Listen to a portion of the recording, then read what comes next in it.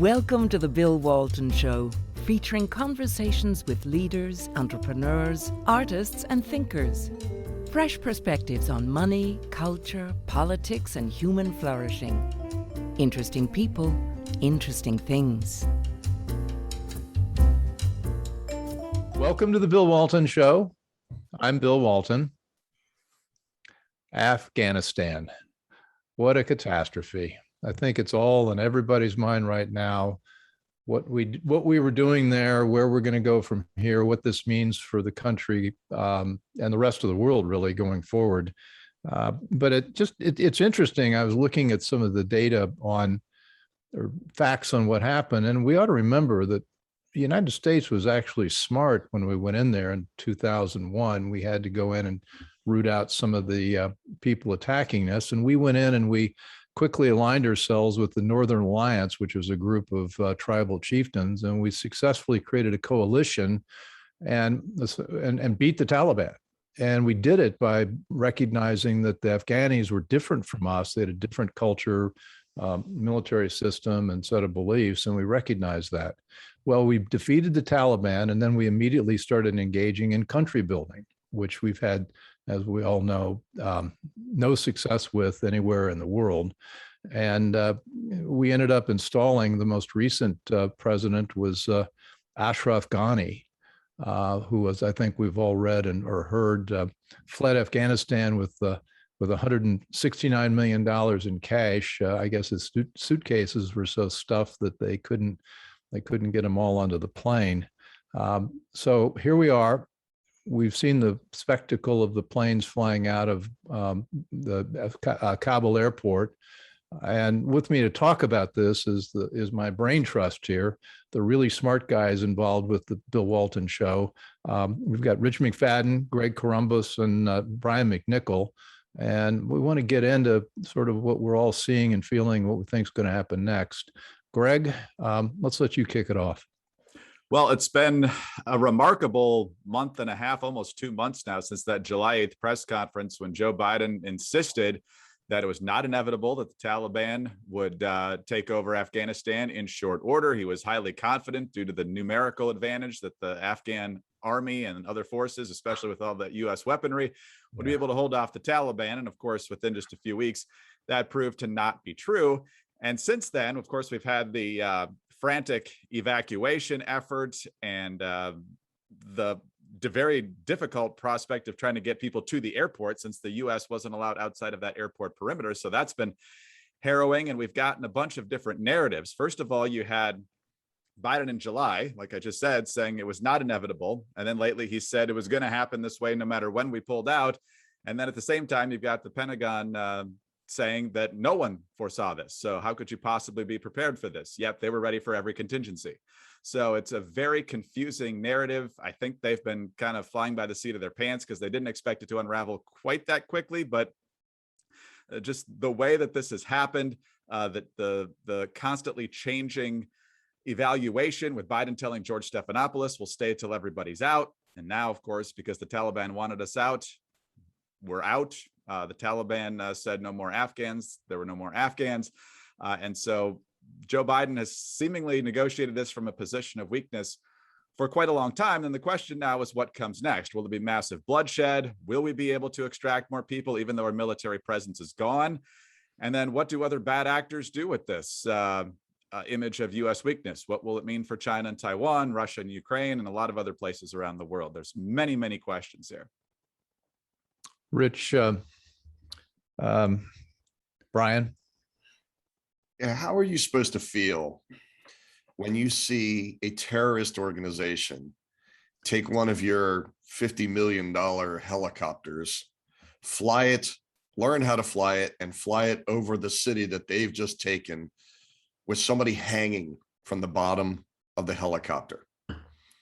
How does that make you feel as an American to watch your equipment taken and using to kill other people that your military has spent 20 years protecting?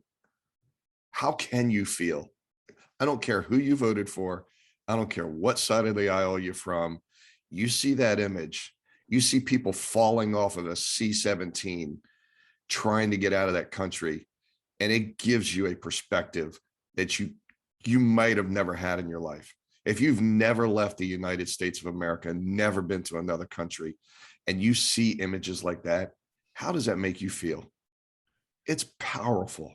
Yeah, And I well, think this is a powerful moment for everybody in our country. And I'll tell you what, I think it's a powerful moment for Joe Biden, showing how ineffective he is as a leader. My thing is, what scares me about this is the just incredibly long list of things they were really completely wrong about, right? You mentioned Greg mentioned the speech by Biden in July where he predicted there would be no quick overrun of the country. There'd be no Saigon like taking off of helicopters from the rooftop, no routing of our remaining people there out of the country. Then on the Thursday before the government changed hands, they said that it would be, the army might not hold for 90 days. It didn't hold for 90 hours. Okay, everything they've said about this, they don't know what they're talking about. They have been completely wrong about all of it. So, and this is a they talk about a whole of government response to stuff. This is a whole of government failure. State Department, Defense Department, Office of the President. The vice president is amscrayed to the other side of the world to not be associated with it in any way. We have to look at like the incompetence that went into this. And this is, you can blame it on Biden. He happened to be sitting on the top and set all this into motion and everything. But you have to think about our whole government failed here. You're talking about hundreds of bureaucats who thought one thing and the truth was actually far different. So, it seems utterly devoid from strategic reality. I'm not an Afghan, I'm not a foreign policy expert, but you look at a map and Afghanistan sits right in the middle of Iran, Pakistan, India through Pakistan, the Russian stans, part of the Soviet state. By the way, it's got a border of 57 miles with China. And you've got four nuclear powers and one wannabe nuclear power surrounding this landlocked country. And we mismanaged almost everything. But the thing I think we did right is we had Bagram Air Base, which was loaded to the gills with weapons and defensive capabilities and the ability to get any kind of our aircraft in and out. And the situation in Afghanistan, as I understand it, has been relatively stable for the last couple of years. We haven't had any American people killed. And it just seems like to the naive person, which I don't know, I'm exactly naive, but to somebody who doesn't know all the details, why do we need to do anything? Why not just leave Bagram there, pull things back to there, reduce our footprint, give up the idea of trying to install nations, but keep our presence in that region. And right now we have none. There was no pressure to do this. They said, that we want Bagram or the Kabul airport? We said the Kabul airport for some reason. They said, would you like all of Kabul to get this done? No, we only need the airport. Who made those decisions and based on what? Those seem like directly counterproductive decisions. Well, the guy who they fired, there's a lieutenant colonel who they removed from command, and then I guess he quit the Marines, or I think it was the Marines. That was his specific criticism. He said, "What are we doing pulling out of Bagram when we could have stayed there and secured our presence and let it go at that?" Well, I think this moves to the straw man argument that Biden's trying to throw out there, because he's said every time the execution of the withdrawal has been criticized, he says, well, it was either we leave or we have to massively escalate our presence in Afghanistan. That's right. Not the option that he had. No. He could have stayed with the 2,500. He could have added a few more depending on what he needed. But he wanted to be the president that ended the war, and he wanted to do it near the 20th anniversary of 9/11. That's why he moved the the withdrawal deadline from May 1st to September 11th itself before moving it back to August 31st. He wanted a talking point, and it turned out to be a very costly one. He got one. So this is one. This in our judgment, there was like 99% domestic political considerations that led to this catastrophe. Yeah, there's no strategic impetus for any of this. The pot was right, as they say in poker, right? All the money, everybody was at peace, doing their thing, right? Could have happened next year or the year after. Could have waited till it wasn't fighting season. Because what happens is they go stay with their families. He's going to have to go back in there now and take Bagram, and it's going to be a disaster. Well, you cannot leave this. You just cannot. It's totally evacuate. I don't see let that pot boil over. Well, who in this chain of command? Lloyd Austin, Mark Milley, Tony Blinken. I mean, who? The one thing I saw, Bill, who's going to do that? I don't see them doing that. The private sector has been amazing this past couple of weeks. I mean, just private, or you got the private sector, you've got ex-military going in there and rescuing people. You've got millionaires and billionaires, contractors having their special ops private forces go in there and rescue people. You've got journalists using their contacts on the ground to go in and rescue people. And so a lot of the people that were rescued, especially in the first week or so, was all done by private ops. And it was bootstrapping to get these people out of there. So it will be interesting to see how that continues, because I don't think that people trust the Biden administration or the Pentagon at this moment to be able to secure our country in this region to look out for our best interests. I just don't think anybody trusts it. Greg? Well, Tony Blinken was now saying that we're going to keep trying to get people out who want to leave. That phrase, I think, has been their excuse for not getting everybody out. I'm not sure how many would really want to stay at this point, but he says we've got all this leverage, all these diplomatic tools, and I would argue that they probably had more leverage and tools about 48 hours ago as we record this, and as they had a military presence on the ground there. So we'll see. I mean, they keep arguing, okay, now we'll see if the Taliban's serious about becoming a member of the international community and interested in getting the international aid. Taliban's been around a long time. The Taliban doesn't care. I mean, if they can get the money, they'll take it, but it's not like they're about to change who they are just to make the UN happy. I also think the Taliban's toast, because now that what we've withdrawn, they're now facing those people, those gentle people I mentioned before who surround them. And I think China in particular would see Afghanistan as part of its Belt and Road Initiative. And they're going to be, they'll do it economically. They'll come in, well, let us help you rebuild Bagram. Let us help you do this. And then next thing you know, the Taliban up to their eyeballs in debt, and China calls the loan, and China owns the air base or something like that. That's one scenario. $1 trillion worth of lithium in Afghanistan. Yeah, the Chinese will be extremely interested in that. What about the Pakistanis? The Pakistanis have been supporting the Taliban. But they're going to play the winning side, right? They're talking about people unmoored from any moral pretense at all. The ISI, the Pakistani intelligence service. But if you, so what's left is, if you're correct and things start going bad for the Taliban, ISI will melt away again, as it always does. I mean, the other thing you got to worry about there is it's not just the Taliban, it's ISIS-K, and it's Al-Qaeda. So, I mean, there's a lot of people kind of fighting to be king of the hill there. But I think you're right. It's China or Russia will end up being king of the hill. Well, and they're going to play realpolitik, which we seem to be incapable of playing. They're going to say, look, we're going to not rebuild this country. We don't care what kind of government they have. We just want to get the strategic assets in control of them, and we'll pay off anybody we have to.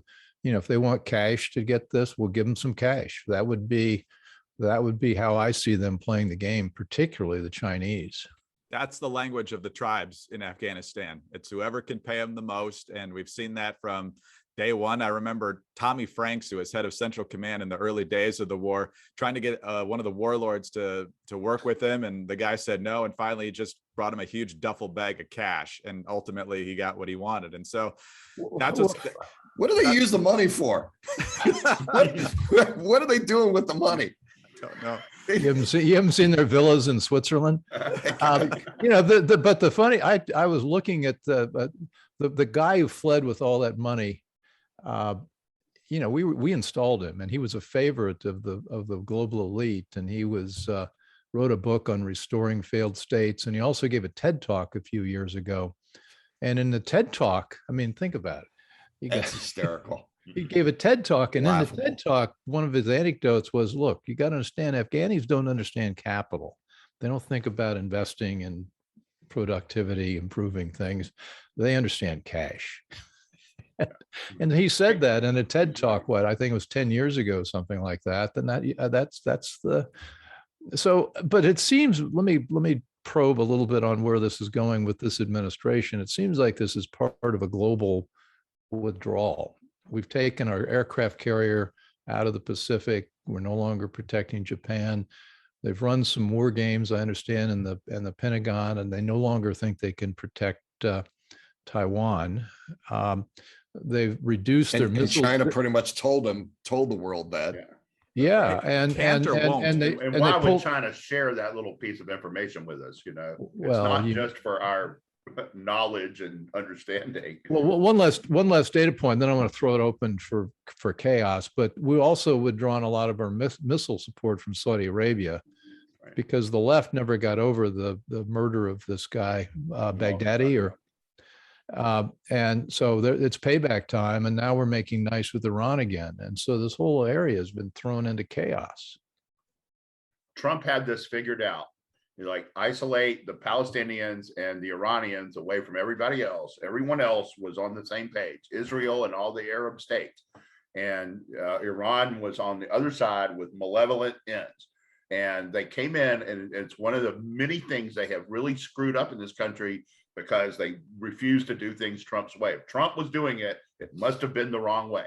So they renounced it. It's the same as border policy, energy policy, economic policy, all that stuff. They changed things for the sake of eradicating Trump from the American polity, and we are suffering for it. And people in Afghanistan and all over the world are suffering for it. I so agree. We had Russ vote on the OMB director for Trump, and they had $6 billion in the defense budget to relaunch our Navy capabilities, which we desperately need to do. $6 billion out of a $700 billion budget. And one of the very first things that Biden did was cut that out. And it was almost like, if Trump wanted it, we're getting rid of it. That's right. Well, so clearly here's we can't the question. spend. Go ahead, Greg. I was just going to joke that clearly we can't spend $6 billion because we've spent, $3.5 trillion already on infrastructure and COVID relief, and we got another $3.5 trillion coming. What I want to know, Bill, and I want to hear what you guys think, is does Biden survive this?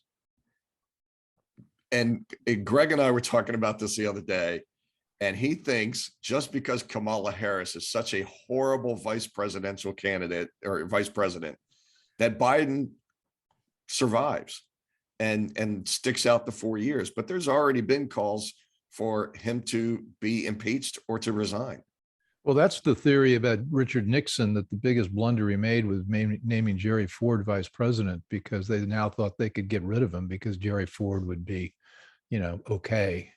And Kamala's not okay. I don't know. Right. I mean, I don't know how but I don't know who the grownups are that make these changes. I mean, is this really still Obama? Is this really still Valerie Jarrett and, from their headquarters in Colorado, right across from the mosque? Is this still, are they still engaged in this puppet show? Yeah, I don't know. I don't see what the forces are that force him out right now. I don't either. They control both houses of Congress. Can't do it through impeachment. You can't even get a vote on impeachment articles. And there's really not another. Yeah, but 2022 is right around the corner, and it's not after looking good for them. 2022, all bets are off. But I think that right now, there's no mechanism by which to remove him, and the Democrats, they've reached the point in this where they're making excuses and trying to act like, it's a big positive. Oh yeah, we went through the hard part, but now we're out of Afghanistan. Peace in the valley. Yeah, no, I think Brian's got a good point there, because one thing we've seen over the past couple of weeks is how the media has been pretty tough on Biden, certainly compared to where they were before this and throughout the campaign. And then as soon as that last plane took off on Monday, all the headlines were "War's over, Americans are out," and there was still some discussion, of course, of the Americans and the Afghan allies and the green card holders left behind. But overwhelmingly, it was this 20-year war is over. Obviously, salute to all the troops that served during that time, and we're still going to be there to help the people in Afghanistan, and we're going to do it diplomatically. And it's going to be very interesting now if the media just gives them that one day of, okay, all the troops are out. Now we'll go back to the crisis that's still on the ground there, and not to mention the bloodshed that's likely to follow. Or now whether they're just going to pivot to the economic agenda or whatever else they would prefer them to talk about. Well, if this was a domestic policy move in order to claim a victory, which of course blew up in their face, it was anything but a victory, but they thought they'd get a victory and they could use that as sort of some wind at their back to get the John Lewis voting rights back through the Senate and maybe get the $6 trillion, or nobody knows how many trillions of dollars Pelosi's got in these bills.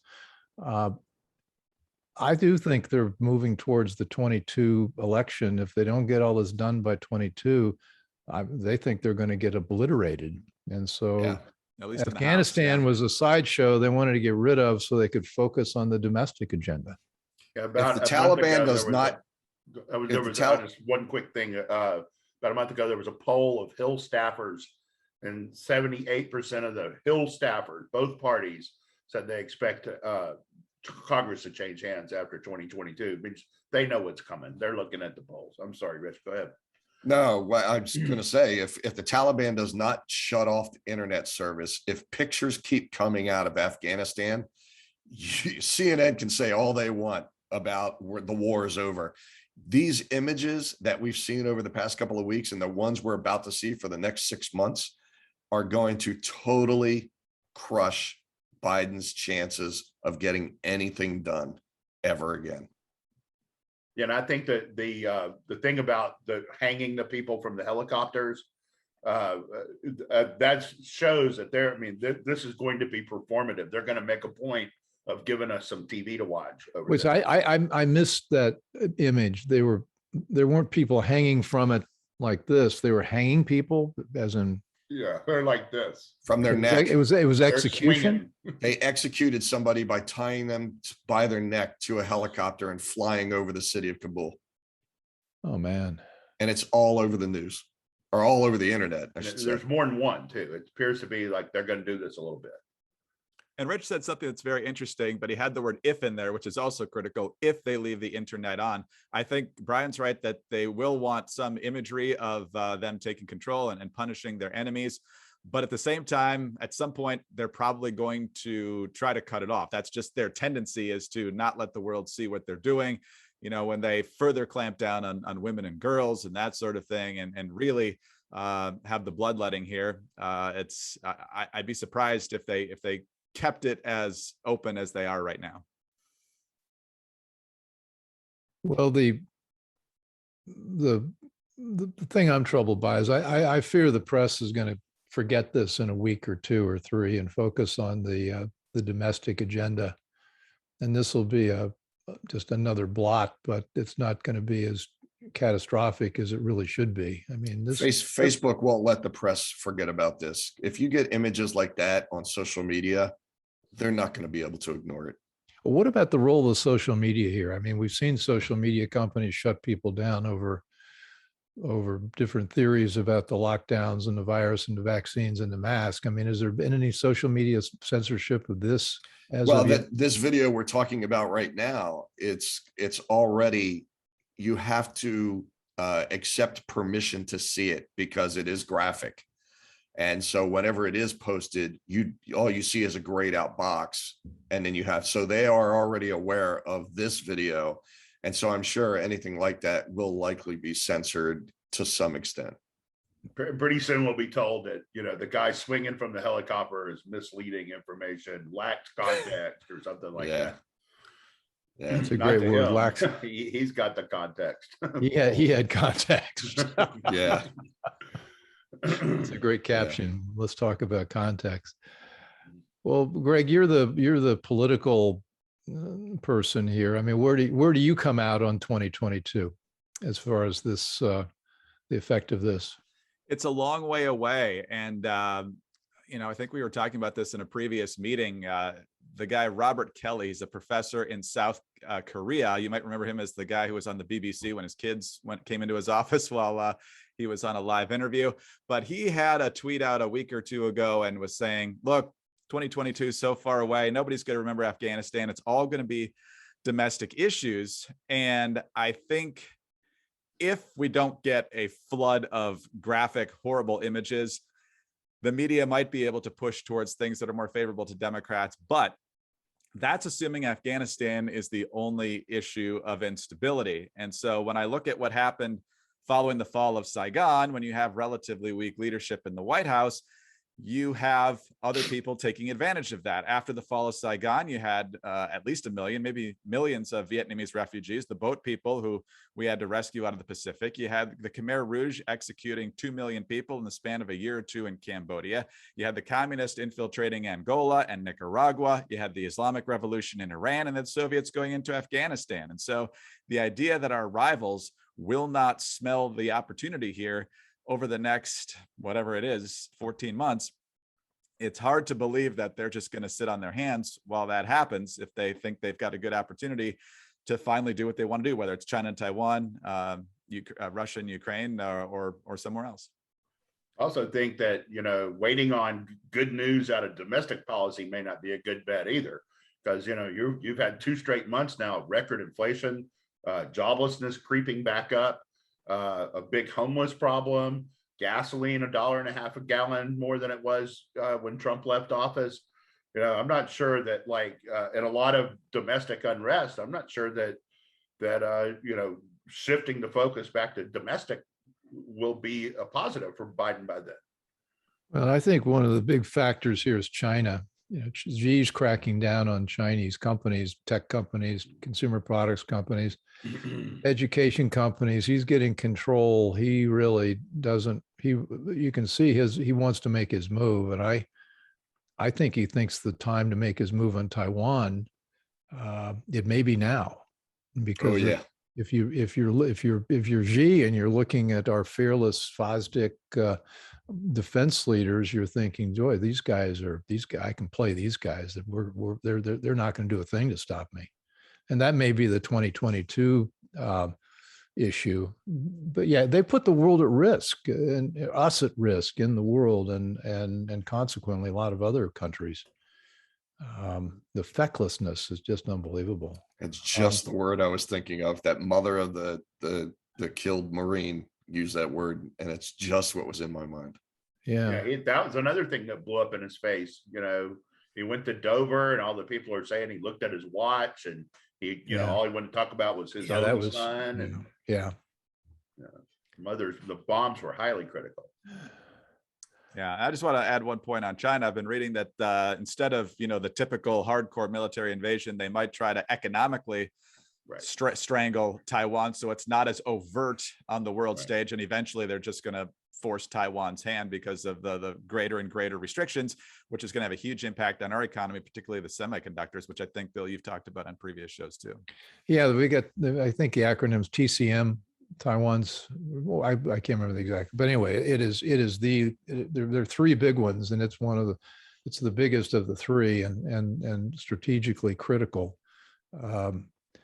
Well, we're at a time, which always happens, but I don't think we've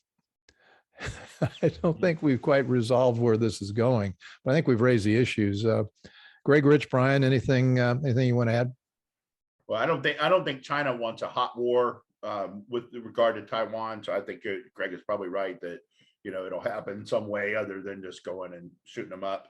But they may, I mean, and they certainly don't fear us right now. Yeah. And you said, Bill, you were not exactly sure where this is going. Think about where we were a month and a half ago. Yeah. It's almost impossible to predict where we could be, and hopefully it doesn't head in the same direction. Well, that's about the time the four of us are going to need to get together again. All right. Well, you've been watching The Bill Walton Show, and you can catch this on YouTube and all the other major podcast channels, as well as streaming on CPAC Now on Monday nights at 7:00. And we've been here with the Brain Trust, Rich McFadden, Greg Columbus, and Brian McNichol. And guys, let's watch and take detailed notes. So next time we come back, we'll see where this is going from here. So anyway, thanks everyone, and thanks for joining. I hope you enjoyed the conversation. Want more? Click the subscribe button or head over to thebillwaltonshow.com to choose from over 100 episodes. You can also learn more about our guest on our Interesting People page. And send us your comments. We read every one, and your thoughts help us guide the show. If it's easier for you to listen, check out our podcast page and subscribe there. In return, we'll keep you informed about what's true, what's right, and what's next. Thanks for joining.